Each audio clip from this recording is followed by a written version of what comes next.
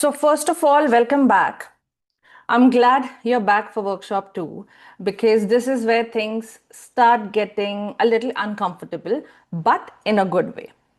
So in the last session, we learned about how to see the manuscript clearly, not emotionally, not defensively, but structurally. In this session, we are going to take a step forward and we are going to look at one of the layers we had discussed in the last workshop. Today is not about polishing. It's not about better sentences. And it's not even about better scenes.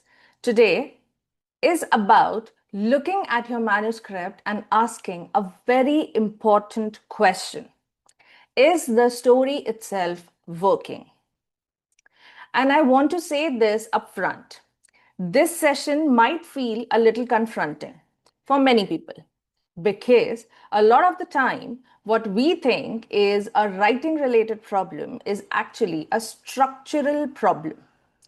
What we think is this scene isn't strong enough is actually this scene shouldn't exist at all. And that shift from improving to rethinking, that's where real revision begins. Now, let me clarify something important before we go ahead. This is not an outlining workshop. I'm not going to teach you how to build a story from scratch today. I'm assuming you already have a manuscript or at least a working draft. What we are going to learn is how to repair what's not working in what you've already written. And this is where most new writers get stuck. If the foundation itself is weak, you can spend weeks, months, or even years perfecting something that will never fully work. So today, we are going to break your manuscript down into 3 core elements: structure, plot, and pacing. Structure is how your story is built. Plot is what actually happens, and pacing is how the story moves. And more importantly, we are going to learn how to diagnose problems in each of these without getting overwhelmed. So, before we jump into fixing anything, we need to get very clear on what exactly we are trying to fix. Because most writers sense that something is wrong in their manuscript, but they don't know exactly what. Many times, writers say things like, uh, the story feels slow, it's not engaging enough, or something is missing. But these are symptoms, they are not the problem. When we talk about big picture problems, we are talking about issues that affect the entire narrative flow, the reader's engagement across chapters, and the emotional and logical progression of the story. These are not sentence level problems. These are not even scene level problems. These are story level problems. And it is very important because if the problem exists at the story level, no amount of revising or even line editing will fix it. You cannot polish your way out of a structural flaw. So instead of looking at your manuscript as one overwhelming thing, we are going to break it into 3 very clear lenses. Now, in the last workshop, we had broken down the manuscript into 5 layers. I am going to be covering those layers one by one in these workshops, in the rest of the workshops. Today, I'm covering the flow, the structure and flow layer. I think it's layer number 3. So today we are going to be covering that. So this is nothing else but structural and flow layer broken down into 3 core elements. Everything you are struggling with will fall into one of these: structure, plot, or pacing. Structure is how your story is built. where it begins, how it develops, where it turns, and how it ends. It is the shape of your story. Plot is what actually happens. It's not ideas, it's not themes, and it's not the backstory. It is a combination of events, decisions, and consequences. It is the movement of your story. Then comes pacing. Pacing is how the story moves, where it slows down, where it speeds up, where it holds the reader's attention, and where it loses it. It is the energy of your story. So, if we are to simplify these three things, structure is basically the shape of the story, plot is its movement, and pacing is its energy. And if any one of these is weak, your reader will feel it, even if they can't explain it. Now, let's make this a bit practical. I want you to start thinking about your own manuscript as I ask you a few questions. Does your story actually progress or does it just continue? There's a very big difference. And this differentiation is what we are going to be learning today. Do things change or do they repeat in slightly different forms? Do events cause other events or do they just happen one after the other? These are extremely important questions, and after we are done today, you will be able to clearly identify and work on them. So, let's start with the first and the most critical element of today's session, that is structure. Because if the structure is not working, nothing else will hold. Not your scenes, not your characters, not your writing. Now, when I say structure, I don't want you to think of a complicated model or some kind of a rigid formula. You don't need to memorize the 3-act structure, the 4-act structure, the 5-act structure, the 7-act structure, or the 7 plot point structure, or the save the cat method, or the hero's journey. That's not the point. Structure at its core is very simple and extremely practical. But in case if you want to learn more about structure, you can watch my video on anatomy of a story in which I cover story structure in detail. Coming back to the point, structure is simply this: how your story moves from beginning to middle to end. That's it. But within that simple movement, something very important and specific has to happen. Your story cannot remain the same. It must change.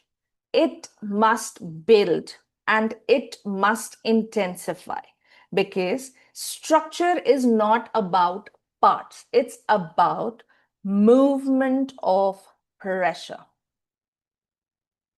Now, instead of overcomplicating it, I want you to look at your manuscript through a very simple structural lens. We are going to look at the manuscript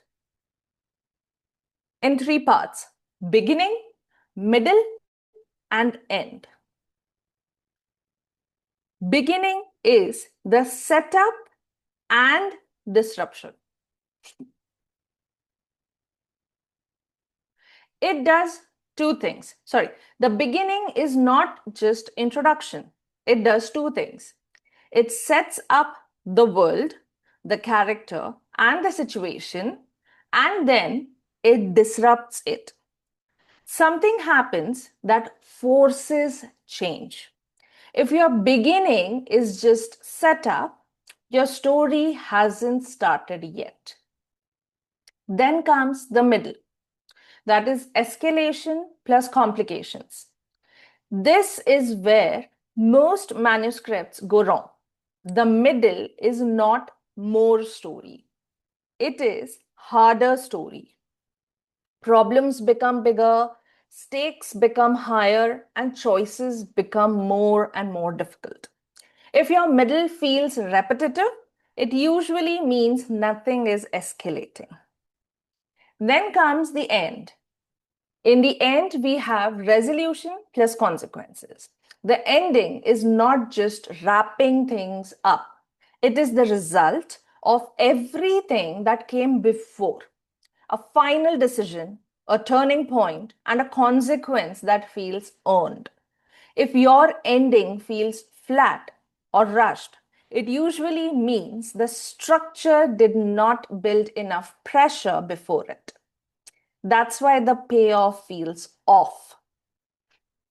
So again, beginning leads to disruption. Beginning must have disruption. Middle must have escalation, a lot of it. And ending must have consequences. If these three aren't working, your structure is not working. Now, there are three common structural problems that I've seen in the manuscripts that I've worked on over and over again. Problem number one, weak or delayed inciting incident. If you do not already know, inciting incident is basically the incident that kickstarts your story. It is going to be your moment of disruption. So first comes the setup, then comes inciting incident that causes the disruption. If you have weak or delayed inciting incident, it's going to cause a very big problem because the story then will take too long to start.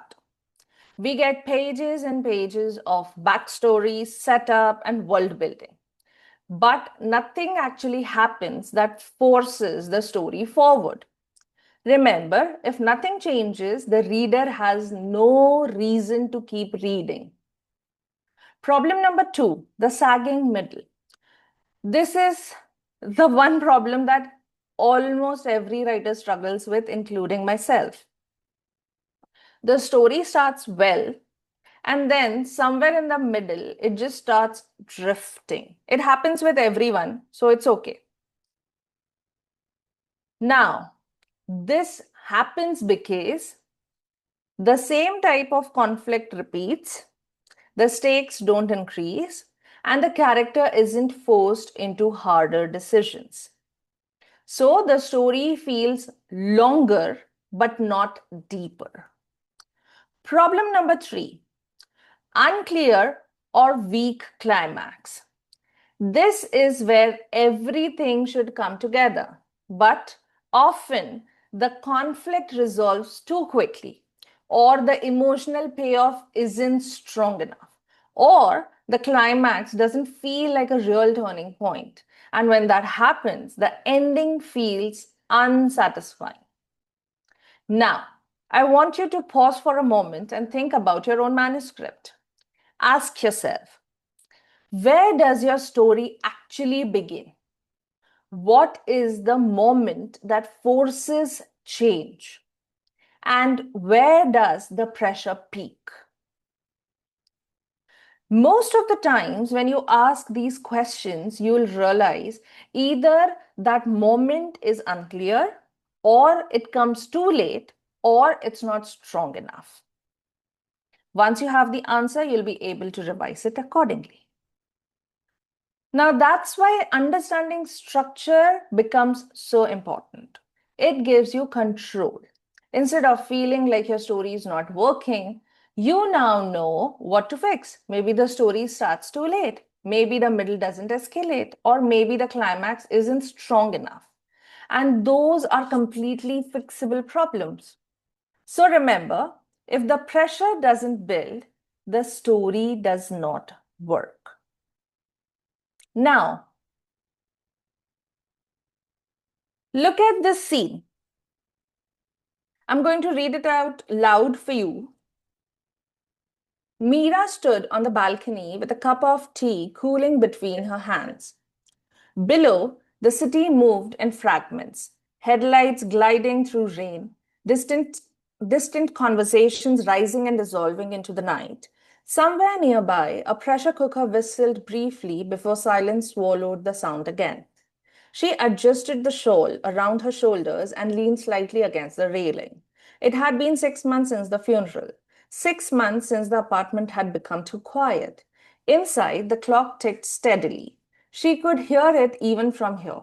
Tick, tick, tick. She closed her eyes. Rohan used to stand exactly where she was standing now. Late nights after work, sleeves rolled up, talking about things she barely remembers anymore. Politics, cricket, whether plants grew better with music. A faint smile touched her lips, then vanished. The tea had gone cold. She should probably make another cup, but she didn't move. The rain had become slower, sorry, the rain had become softer now, barely visible beneath the streetlights. A stray dog curled beneath a parked scooter somewhere upstairs. Someone laughed loudly before shutting a window. Mira looked down at her phone. No messages. She locked the screen again. A gust of wind brushed against her face. For a brief second, she thought she smelled Rohan's perfume again. Impossible. She looked back at the empty living room behind her. Then out at the city once more. The tea remained untouched in her hands. Now, this scene is quite emotional. It has good emotional intensity. And it is also good literary wise. It has good writing. It's not great, but it's good. But structurally, this scene is broken. Does it feel well written? Yes. Does it feel emotional? Yes. Does it feel atmospheric? Yes. But what actually changed in this scene? Nothing. And that's a very big structural problem that writers often fail to see. Now, what should a scene do structurally? A scene should introduce change, escalate pressure, or force movement, or create some kind of consequence. What does this scene actually do? It establishes grief, yes. It repeats grief, and then it ends in grief.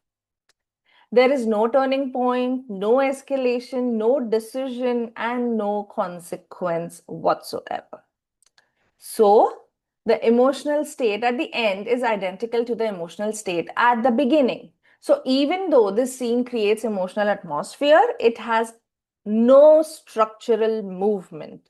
Now, many times, in case if you have written a scene and you feel that it has good emotional weight, when I tell the writers that the scene does not have any kind of structural movement, they fail to see what I'm talking about. And then comes a point where that scene has to be merged with another scene in order to have some kind of structural movement in it.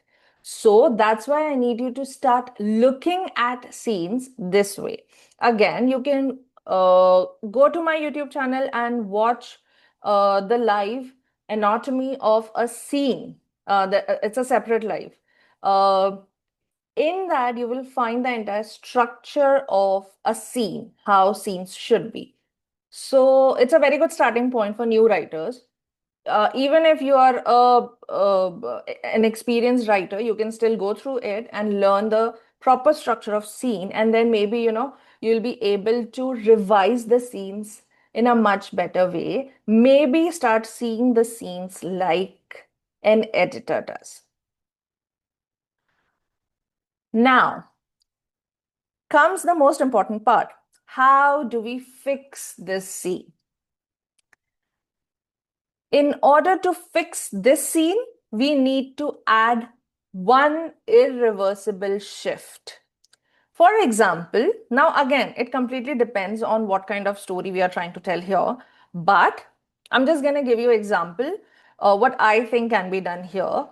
Mm, Maybe Meera receives a voice note from Rohan's phone number, or she finally decides to let go and donate his belongings, or she discovers he hid something before dying.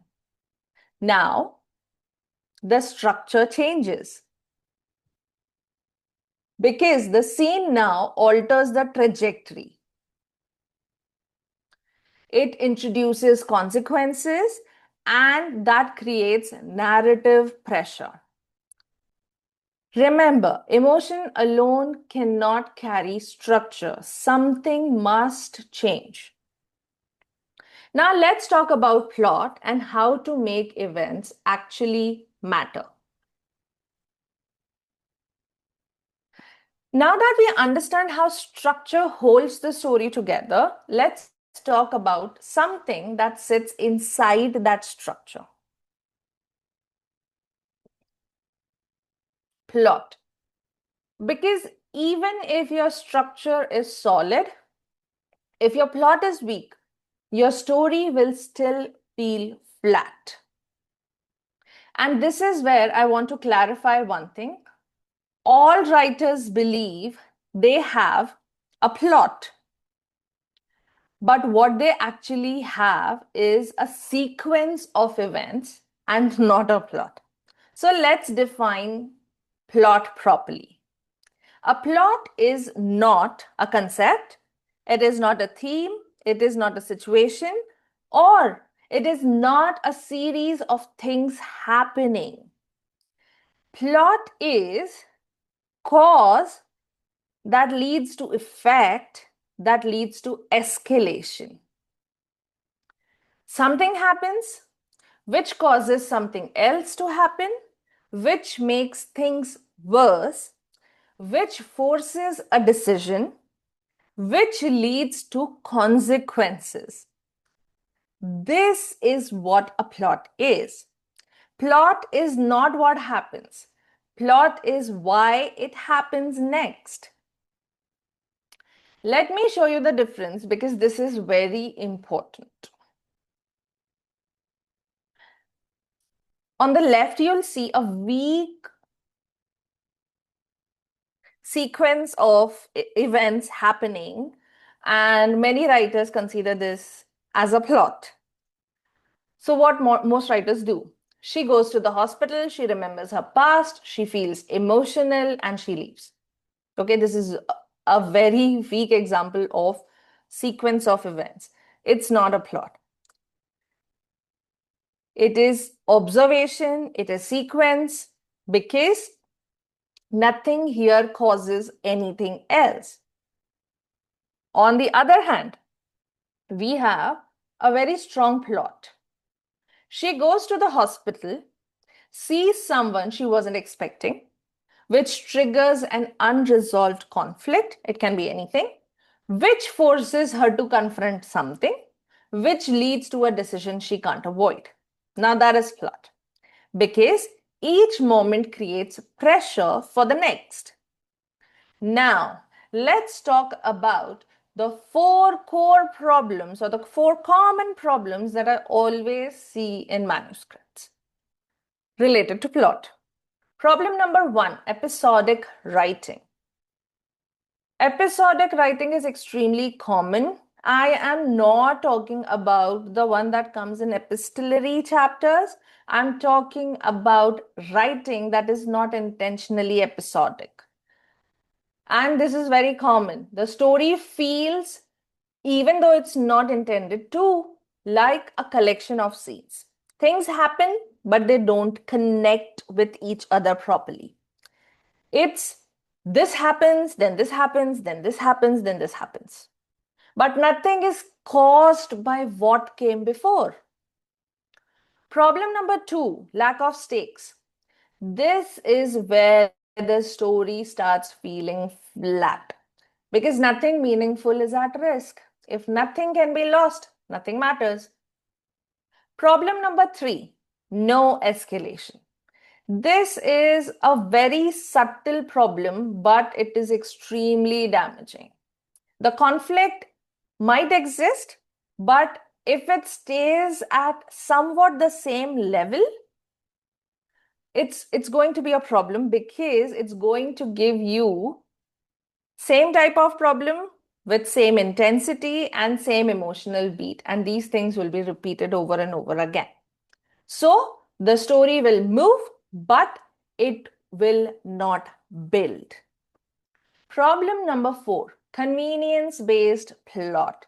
And this is way more common than you will expect from manuscripts.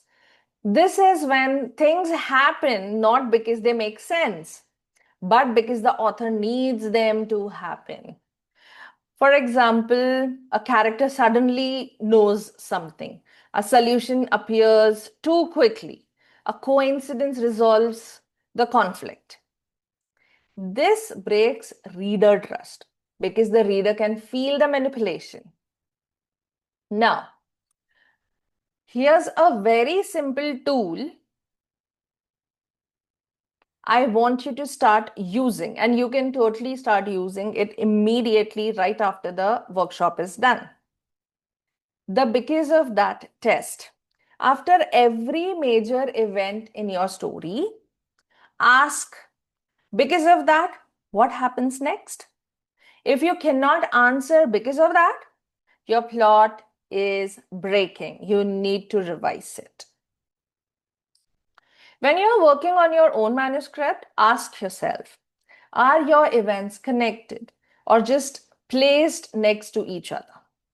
Do your scenes force the next scene?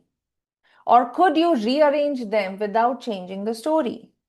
If you can move scenes around without affecting the story in any considerable way, that means your plot is not holding them together. So think of plot like this. Structure gives your story a skeleton. Plot is what pushes it forward. Plot is pressure. Without pressure, nothing moves.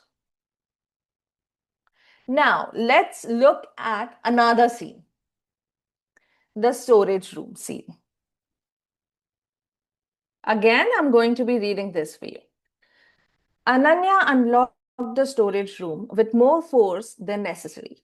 The metal door groaned softly as it opened inward. Dust floated through the thin beam of light spilling from the corridor behind her. The room smelled faintly of damp cardboard and old paper, forgotten things. She stepped inside slowly. Rows of stacked boxes lined the walls, some labeled neatly, others collapsing inward from age. Her flashlight moved carefully across them. Tax records, winter clothes, kitchen appliances, nothing useful. She checked her phone again. 11:42 p.m. Still no signal. Perfect. The storm outside rattled faintly against the building windows above. Somewhere in the distance, thunder rolled across the sky. Ananya crouched beside another box and pulled away the tape. Inside were dozens of photographs, most of them damaged by moisture. Family vacations, birthday parties, a wedding she vaguely remembered attending as a child. She flipped through them absently, then paused. One photograph caught her attention. Her father standing beside a man she didn't recognize, both smiling.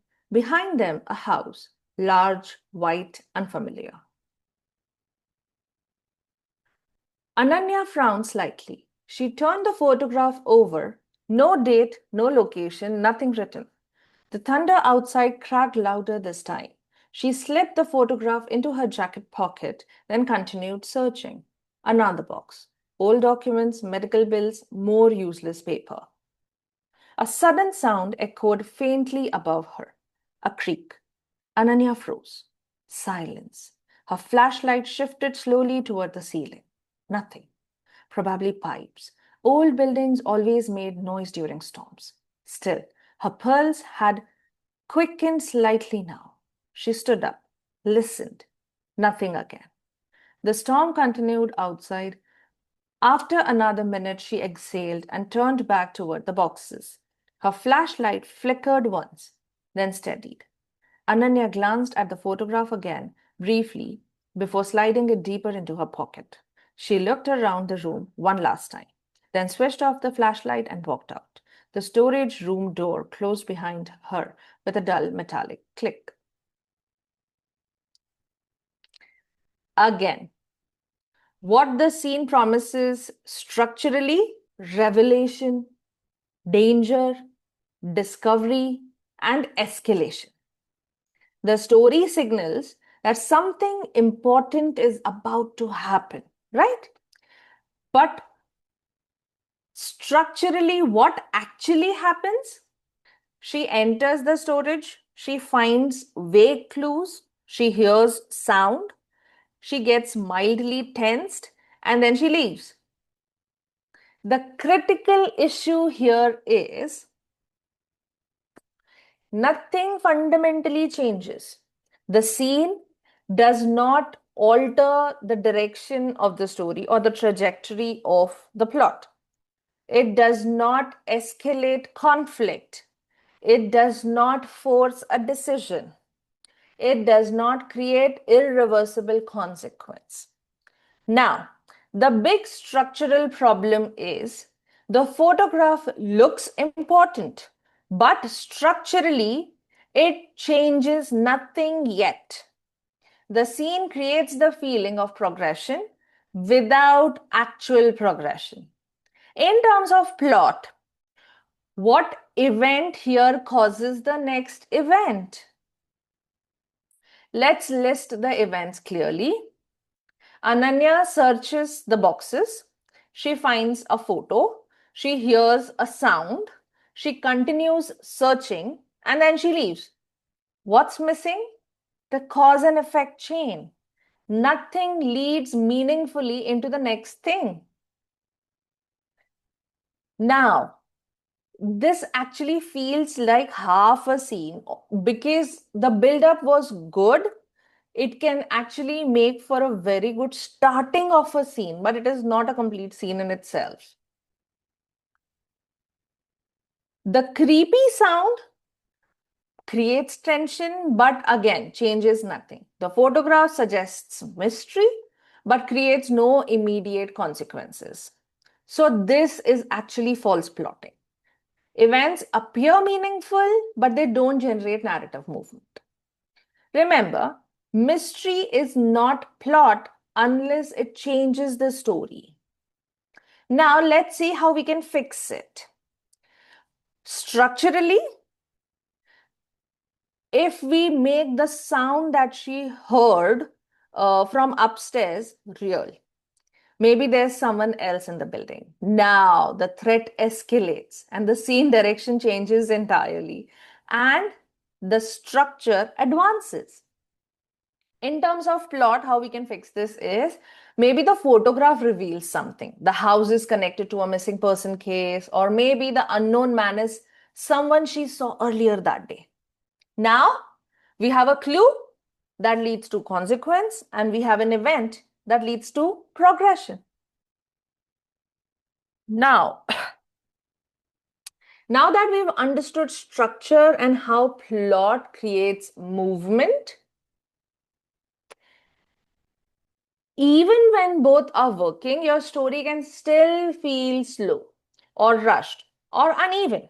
And that brings us to the third element, pacing, how your story actually feels to the reader.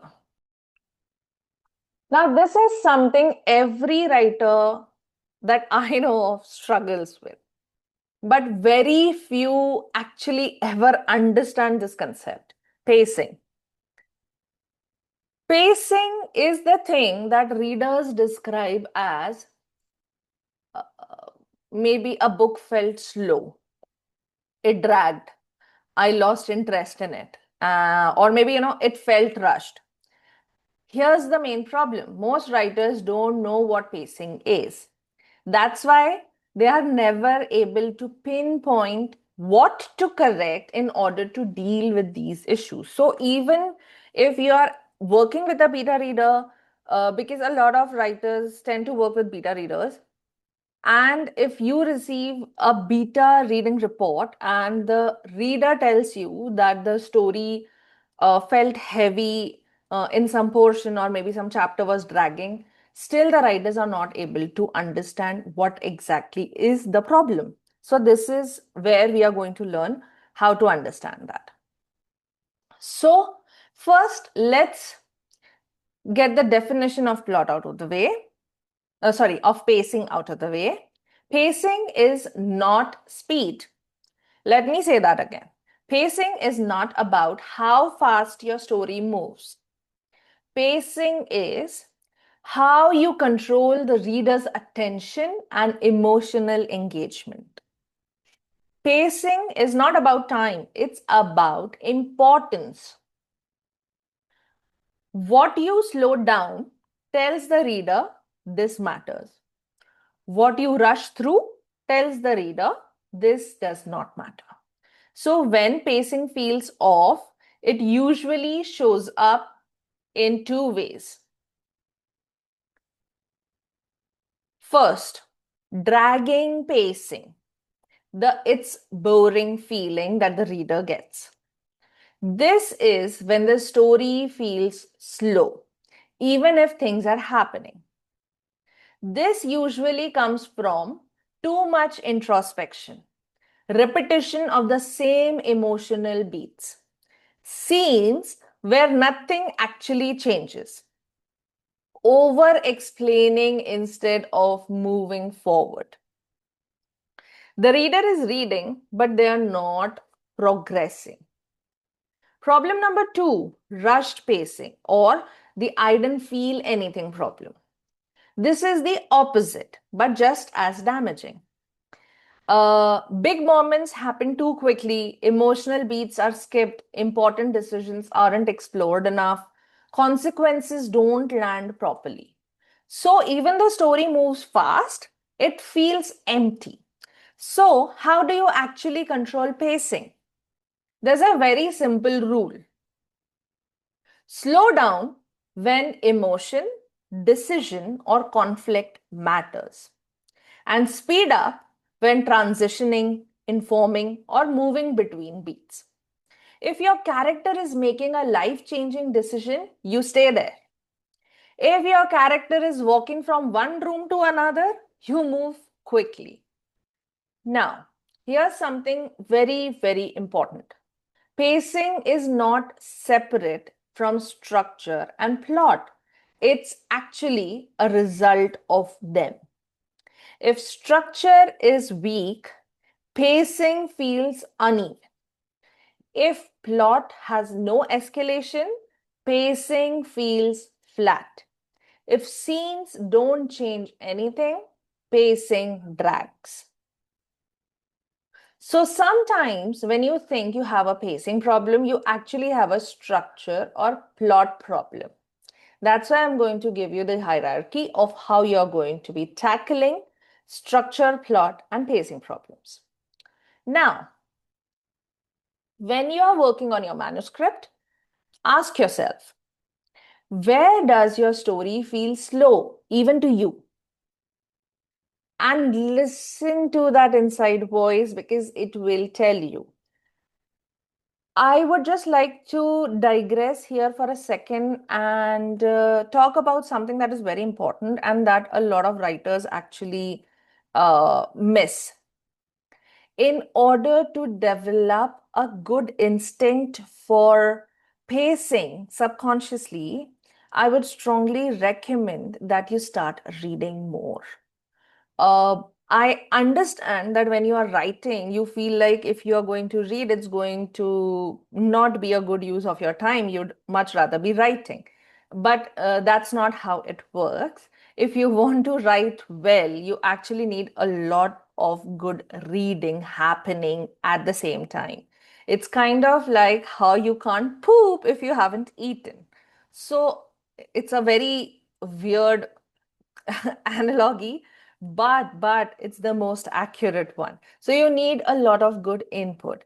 And when you read a lot, trust me, you'll develop the instinct for pacing subconsciously. You will simply know. So when you're reading your own draft as a reader, from the perspective of a reader, and that you can do only when you take a break from your manuscript. So once you have finished writing your first, second, or third drafts, take a break of at least a month, 4 weeks minimum.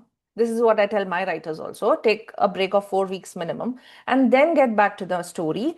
Either download it on your tablet or Kindle, or maybe just print it out and then read it as a reader. You don't read it as you have written it. And when you read it, the pacing issues are going to stand out very clearly to you. So, that time you need to ask yourself, where does your story feel slow? Where do you feel impatient while reading your own work? Where do important moments pass too quickly? Now, these moments are not random. They are telling you exactly where your pacing is off. So, instead of thinking, my pacing is bad, I want you to start thinking like this. This scene is slow, maybe because nothing changes, or this moment is rushed, maybe because I skipped the emotion, or maybe, this section drags because it repeats the same beat. And now you know what to fix.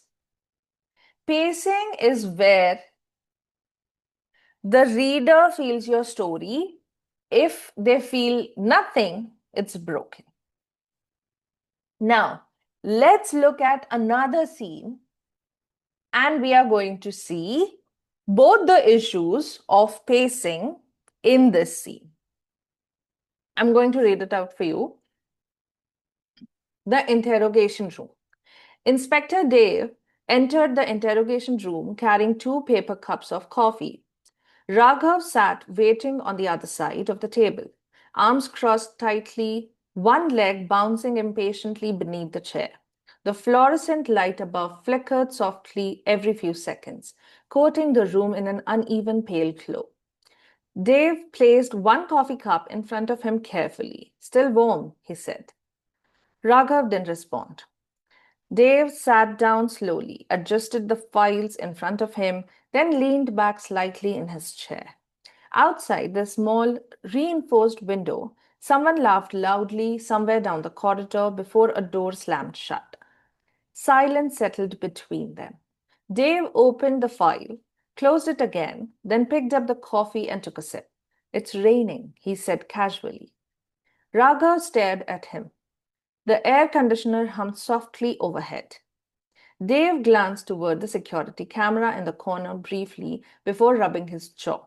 You know, he continued, my father used to say, rain makes people honest. Still no response. Another sip of coffee. Dave adjusted the file again, flipped through 2 pages slowly. A receipt, photographs, phone records. He tapped them into alignment against the table, perfectly straight. Then finally looked up. You were at the warehouse Tuesday night. Raghav's jaw tightened. No. You sure? Yes. Dave nodded slowly, then suddenly slid a photograph across the table. A blurred image, a man entering the warehouse, time stamped 11:43 p.m. Raghav glanced at it, then looked away almost immediately. That could be anyone. Dave leaned forward sharply now. But it isn't. Silence. 3 seconds. 4. 5. You lied, Dave said patiently. Raghav swallowed once, and then I was there. Dave blinked. The room went still. I didn't kill him. Raghav continued rapidly. I swear to God. When I got there, he was already dead. I panicked. I should have, I shouldn't have run, but I panicked. Dev stared at him. Raghav's breathing had quickened now. I didn't touch him. I didn't even go inside properly. I saw blood and I left. Dev slowly sat back in his chair again, then took another sip of coffee. The fluorescent light flickered overhead once more. Outside, thunder rolled faintly across the city. Neither of them spoke. Now, did this scene feel tense? Yes. Did it feel professional? Yes. Did the dialogue feel realistic? Yes. Now let's look at the pacing. The core pacing failure in the scene has 2 issues. Slow pacing, where urgency should increase, and fast pacing, where emotional weight should deepen. That imbalance weakens the scene. Now, let's look at it one by one. First, too slow in the wrong places, where the scene drags unnecessarily, where we have coffee descriptions, file alignment, weather discussion, air conditioner hum, and repeated silence beats. Now, why this becomes a pacing problem is these details come before the important narrative movement. So the scene delays progression repeatedly without escalating tension meaningfully. Now, had there been good, meaningful escalation in the scene, the delay in progression would have actually paid off well. But here, the only thing that delay is doing is making the atmosphere replace the movement. The scene keeps idling emotionally instead of advancing. The second problem here is the scene is too fast in the wrong place. The confession is completely rushed. The moment the lie breaks, the suspect shifts and the emotional stakes explode. Happens extremely quickly. As a writer, you need to linger there. Now, let's look at the pacing imbalance. We spend huge amount of time on coffee, silence, files, and room temperature. But the confession itself flies past. Why does this hurt the pacing? Because the narrative slows down around low importance moments and speeds up through the moment that actually changes the scene. The scene spends more time preparing tension than paying it off. Had there been a good payoff, the buildup would have been completely justified. In this scene, the pacing is actually inverted. It should be a little faster when we have the setup. The atmospheric repetition should be reduced a little, and the procedural beats could be kept actually because they actually add a lot of character to the scene itself. But we need slower psychological shift. We need slower confession. We need a good landing realization. And then we want consequence as well, which is entirely missing from the scene. Oh, 1 second, I think someone's showing me. Yes, pacing is dragging like a slow film. Yes, yes, that's correct. Now, how do we fix it? We compress the opening a little. We cut the repeated silences. We cut off the excessive room descriptions unless they are intentional and they are adding to the atmosphere and they are in sync with your writing style and in sync with the scenes that come before and after it. We reduce redundant action. And this is how we get to the conflict faster. This is what we'll do. Another thing that we are going to do is we are going to expand the turning point. We are going to slow down to show Raghav's hesitation, Dev's realization. We are also going to emphasize a bit more on the emotional pressure. We are going to take our time here to show their body language. Now is the time we show the body language. To do it because this is where the narrative importance exists in this scene. Remember, pacing is not about making scenes fast. It is about deciding what deserves the narrative time. Readers feel pacing problems when the story emphasizes the wrong moments.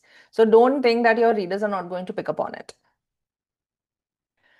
So now we have covered all the three elements: structure, how your story is built; plot, how it moves; pacing, how it feels. Now the question is, what do you do with all of this? So at this point, you might be feeling two things: clarity maybe, and a little bit of overwhelm.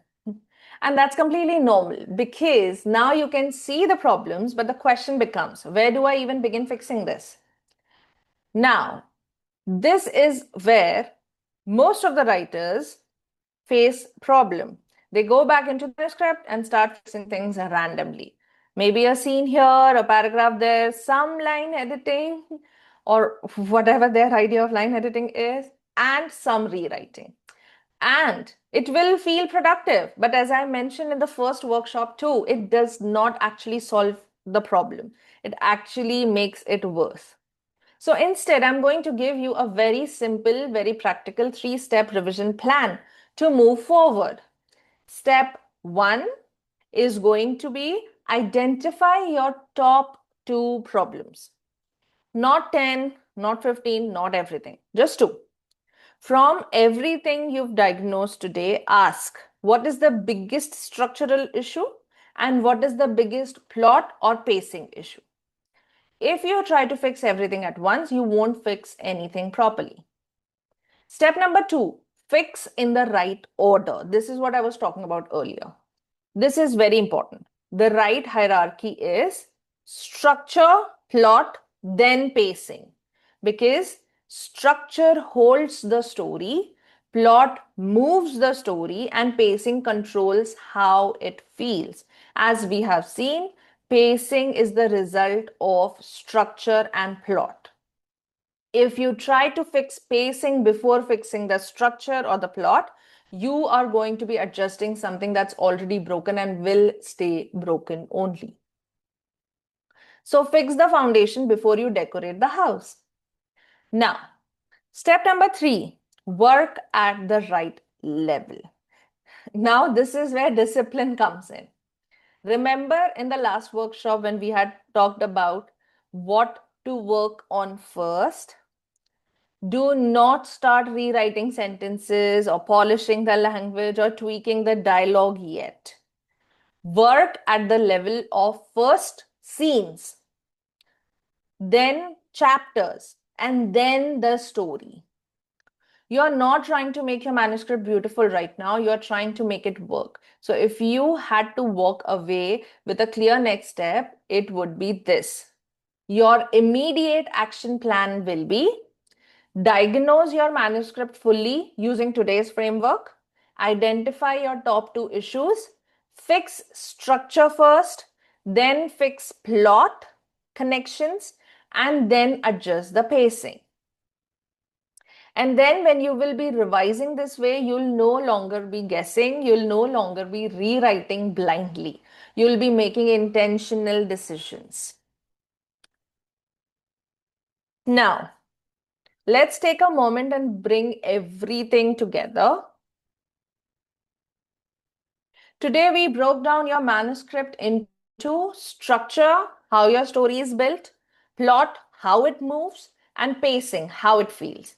And more importantly, we learned how to diagnose problems in each of these clearly and objectively. And this is the biggest point I want you to take away from today. You don't fix your manuscript by rewriting it, you fix it by understanding why it's not working. So, what should you do after this session? Go back to your manuscript, diagnose it using today's framework, identify your top 1 or 2 structural or plot issues, and start fixing at that level, not at the sentence level. Do not rush into revising. That's the old habit. We are building a new process. So today we covered 1 layer of your manuscript from the 5 layers that I had introduced in the last workshop. The layer that we covered today was the structure and flow layer. In the next workshop, we'll be covering 2 layers, the character and the scene layers. We are going to be talking about improving character, emotion, and scene impact. We are going to look at why some scenes feel powerful and others don't, how to build emotional depth without overwriting, and how to make every scene actually land with the reader. Because a structurally sound story is only the beginning. A compelling story is what makes readers stay. And if at any point you feel like you understand the problems, but you're not sure how to fix them in your own manuscript, that's exactly where a structured professional assessment can help. At Verbatik Media, we offer manuscript assessments where we break down your manuscript at this exact level, the structure, plot, and pacing level, and give you a clear revision roadmap. So if you need that kind of help, you can always reach out. But for now, focus on what you have learned today. Sit with your manuscript, look at it differently, because the moment you start seeing it clearly, you've already begun fixing it. Thank you so much for being here today. I'll see you all in the next workshop.